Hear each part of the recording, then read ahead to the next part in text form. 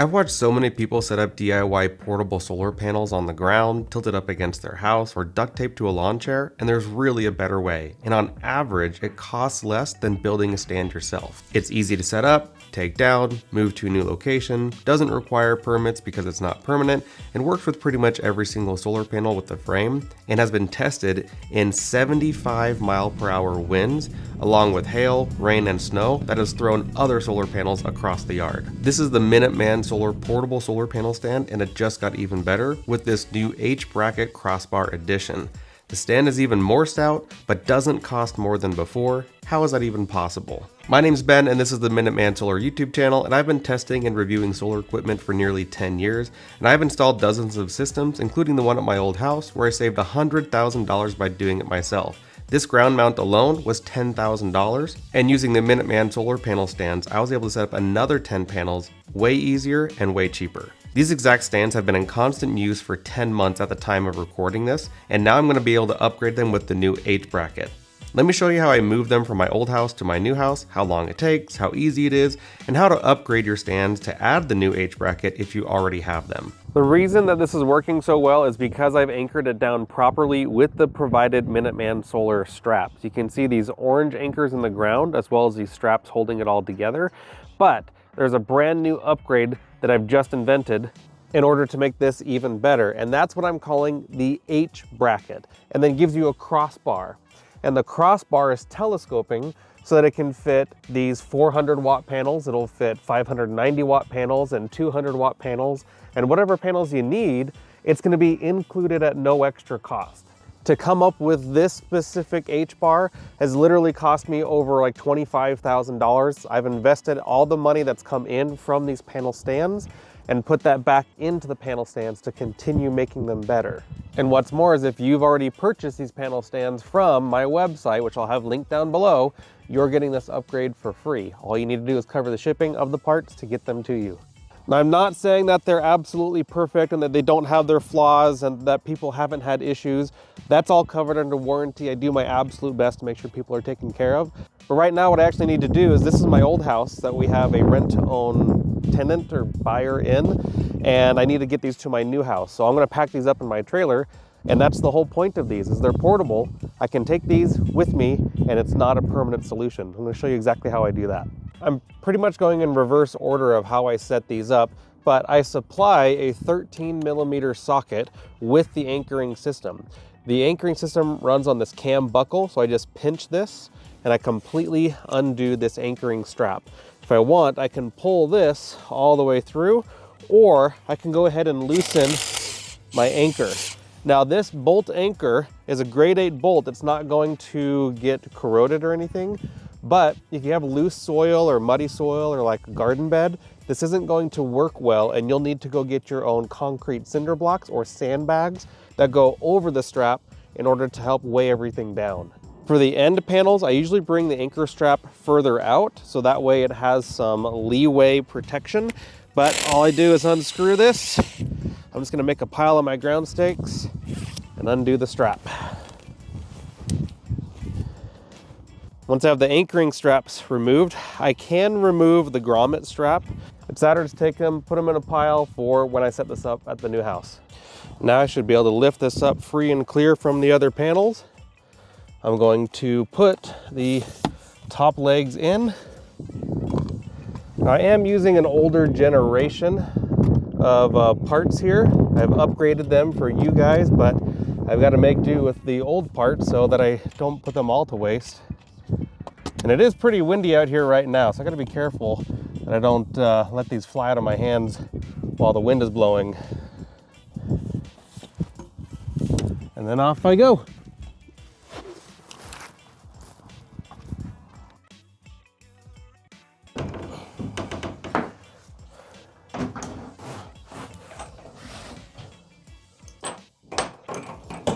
I am extremely honored that we've shipped thousands and thousands of these stands, not just in the United States, but all over the world. Canada, Australia, Philippines, Spain, Germany, and so many other countries. I cannot express to you how much it means to me that people are using these in so many different situations and locations, and that's why it's extremely important to me that I continue to improve these portable panel stands as much as possible.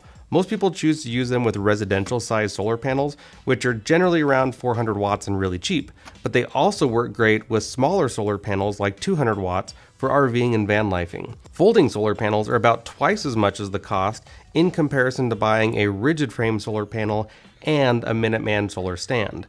Not only that, but folding solar panels are fragile.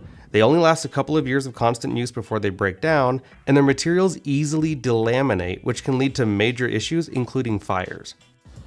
See, it really is that windy out here. I almost just got blown around completely with that last solar panel. I do have a patent pending on this right now, and it is going for full patent right now. It's a very long and a very expensive process, but I think it's going to be worth it in the long run because these have worked so well. I want to be able to enjoy having a patent like that. And a bit of a really cool story. When I was in 4th grade, we had to do a career project. I wanted to be an inventor, but there's no going to school and getting a degree for being an inventor. You just kind of invent things. And never did I ever think that I'd invent something in the solar industry, but tell you what, I'm glad I fulfilled that dream, and it's pretty cool being able to live it.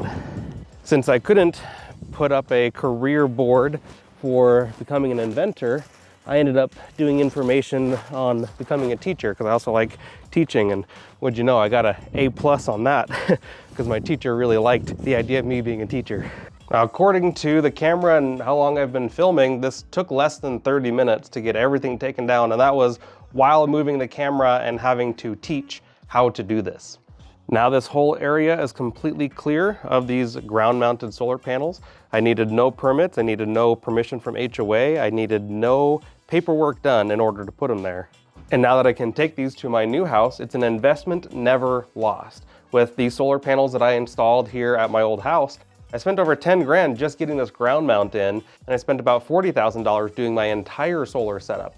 Imagine being able to go completely off grid and you get to keep the investment. Now, besides the fact that you don't have to get permits and permissions and paperwork done in order to use these, it also costs equal or less than building your own stands. But now the real point of having the portable panel stands is being able to set them up again. So let's get these to the new house and set them up. The panel stands ship with everything that you need, including the anchoring system, but they also include a very small wrench that's very easy to keep in your truck or at home or in a pocket, so that way at any time if you need to disassemble these legs, you can. If this is at least your second time on the channel, hopefully you'll subscribe, and if you made it this far, then like the video as well. But in one of my upcoming videos, I'm going to show you exactly step by step how to put all of this together, so that way you know firsthand how it all works. And because of how we ship the portable panel stands, it is incredibly easy to put together. Still super windy. One of the most common questions that I get is how wind resistant are the solar panels? Well, in Southeast Idaho, we get really strong winds. This is some of my own footage from a day where we had recorded 75-mile-an-hour winds. And it even threw this solar panel that was not anchored down completely across my yard, approximately 30 feet. And no, the wind was not coming from the front of the fence. It was actually coming from the back of the solar panels, which is the worst case scenario. And up to 75 miles an hour, we did not have a single panel budge that was properly anchored to the ground. I'm about to show you exactly how to put the H bracket on, which makes this even easier and allows you to work on tilted ground and uneven ground, but this anchoring system couldn't be easier. It's grommet straps tied to the leg brackets and then anchored into the ground. Because this is a really simple to set up system, I've just run my cables across my lawn, which is just dirt, and underneath the side garage door, because that leads to where I keep my solar generators and off-grid solar setup. But the H bracket is really what brings this all together to reduce the wiggle even more and make this a very strong system. All it takes is a few nuts and bolts. Place this hex nut into this recessed piece, and then this thumb bolt through in order to pinch the nut into place. Once you thread it in all the way, it actually bites into the metal pole, and then make sure that the H bracket nut is pretty loose. In order to mount these, if your solar panel stands are already in place, it's best to remove the anchoring system so that way you can lift the panels up. All you have to do is loosen the thumb bolt on the leg bracket that is holding the leg bracket to the aluminum pole. Using your shoulder, lift up on the solar panel and slide the H bracket over the leg, and then put the leg back into a position and tighten it down. Simply repeat this by doing it on the other side.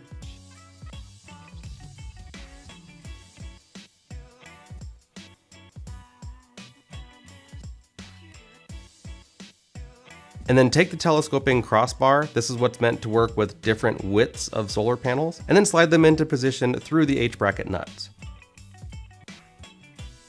Now because my solar panels are already in place, I'm going to need to stagger this H bracket and H bar so that the H brackets between the solar panels don't butt up next to each other.